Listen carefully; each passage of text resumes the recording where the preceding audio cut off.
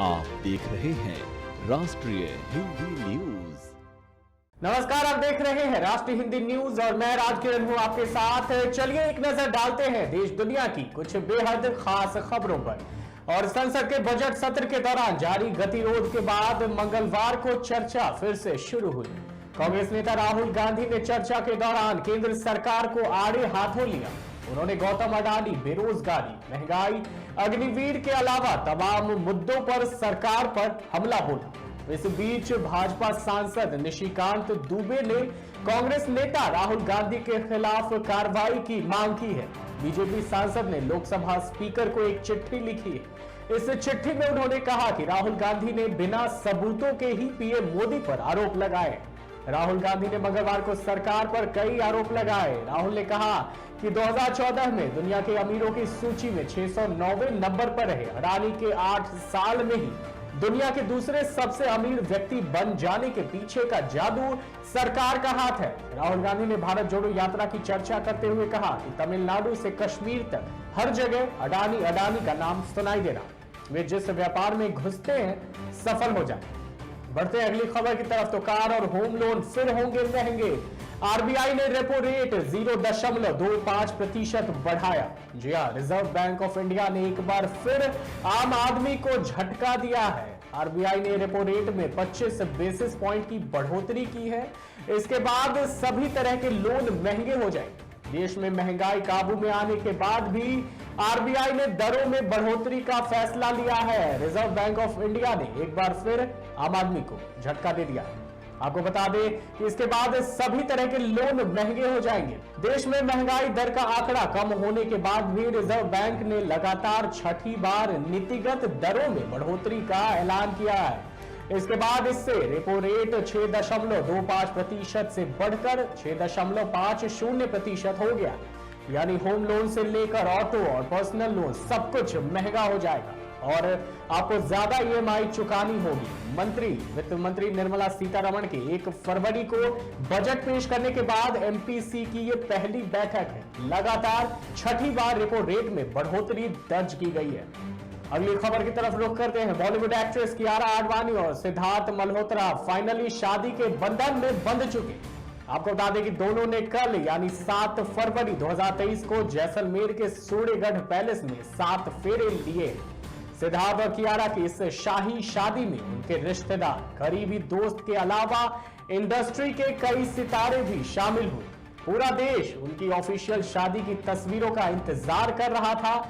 ऐसे में इस जोड़े ने अपने इंस्टाग्राम पर शादी की तस्वीरें पोस्ट कर फैंस को अपनी शादी की झलक दिखाई।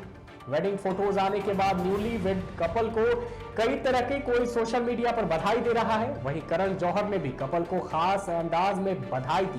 करण जौहर ने कियारा आडवाणी और सिद्धार्थ मल्होत्रा की तस्वीरें शेयर करते हुए खास मैसेज लिखा है। उन्होंने बधाई देते हुए लिखा, उनसे मैं 1.5 दशक पहले मिला, शांत, मजबूत और फिर भी बहुत संवेदनशील। मैं उनसे कई सालों बाद मिला, खामोश, मजबूत और समान रूप से संवेदनशील। फिर भी वे एक दूसरे से मिले और मुझे उस पल एहसास हुआ कि ताकत और गरिमा के ये 2 स्तंभ शानदार बंधन में बंध सकते हैं और एक साथ सबसे जादुई प्रेम कहानी बन सकती है। उन्हें देखना एक परी कथा जैसा है जिसकी जड़ें परंपरा और परिवार में। आगे बढ़ते हैं। भारत और ऑस्ट्रेलिया के बीच 4 टेस्ट मैचेस की सीरीज कल से शुरू हो रही है। दोनों टीमों की नजरें वर्ल्ड टेस्ट चैंपियनशिप के फाइनल पर टिकी हैं और उसके लिए इस सीरीज में जीत जरूरी है। भारत और ऑस्ट्रेलिया के बीच सबसे बड़ी जंग शुरू हो रही है। बॉर्डर गावस्कर ट्रॉफी का पहला टेस्ट कल 9 फरवरी को नागपुर में खेला जाना। इस टेस्ट सीरीज पर हर किसी की नजर टिकी क्योंकि टीम इंडिया का किला ढहाना आसान नहीं है और ऑस्ट्रेलिया 2 दशक से भारत में टेस्ट सीरीज जीतने की कोशिश में लगा है। जानकारी के लिए बता दें कि बॉर्डर गावस्कर ट्रॉफी में अब तक कुल 52 मैच खेले गए हैं जिसमें से ऑस्ट्रेलिया ने 19 टेस्ट मैच जीते।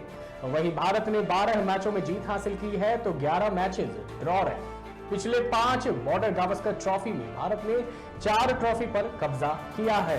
भारत और ऑस्ट्रेलिया के बीच ये सीरीज इसलिए भी अहम है क्योंकि इसके बाद वर्ल्ड टेस्ट चैंपियनशिप का फाइनल होना है। टेस्ट रैंकिंग में टॉप 2 में रहने वाली टीमें ही इस टेस्ट चैंपियनशिप का फाइनल खेलती है। अभी ऑस्ट्रेलिया नंबर 1 पर है और भारत नंबर 2 पर।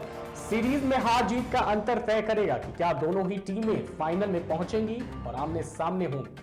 और दूसरे हफ्ते बॉक्स ऑफिस पर थम गई है पठान की रफ्तार। जी हां, पठान की कमाई डबल डिजिट से लुढ़ककर सिंगल डिजिट में आ गई है। पठान के 14वें दिन की कमाई के आंकड़े सामने आ गए। सोमवार और मंगलवार की कमाई में ज्यादा फर्क नहीं है। शाहरुख खान की कमबैक फिल्म पठान ने बॉक्स ऑफिस पर इतिहास तो पहले ही रच दिया। पठान हिंदी सिनेमा की सबसे बड़ी फिल्म बनी। किंग खान की फिल्म बॉक्स ऑफिस पर कामयाबी के झंडे गाड़ रही। दूसरे वीकेंड भी पठान की कमाई धुआंधार रही, लेकिन वर्किंग डेज में फिल्म की कमाई में गिरावट आ गई। दूसरे हफ्ते में पठान की कमाई डबल डिजिट से लुढ़ककर सिंगल डिजिट में आ गई। ट्रेड एनालिस्ट रमेश बाला के मुताबिक रिलीज के 14वें दिन पठान का ऑल इंडिया नेट कलेक्शन 7 से 8 करोड़ रुपए रहा है। इससे पहले 13वें दिन पठान ने करीब 9.50 करोड़ रुपए का बिजनेस किया। हालांकि सोमवार और मंगलवार की कमाई में ज्यादा फर्क नहीं है। इसका मतलब यही है कि पठान की कमाई में भले ही गिरावट आई है, लेकिन फिल्म ने बॉक्स ऑफिस पर अभी भी अपनी पकड़ बनाई हुई है। यानी अब देखना है कि इंडियन बॉक्स ऑफिस पर पठान क्या जल्द ही 500 करोड़ के आंकड़े को छू पाएगी। इस बुलेटिन में फिलहाल इतना ही। देश दुनिया की तमाम बड़ी खबरों को देखने के लिए बने रहिए राष्ट्रीय हिंदी न्यूज के साथ। जय हिंद।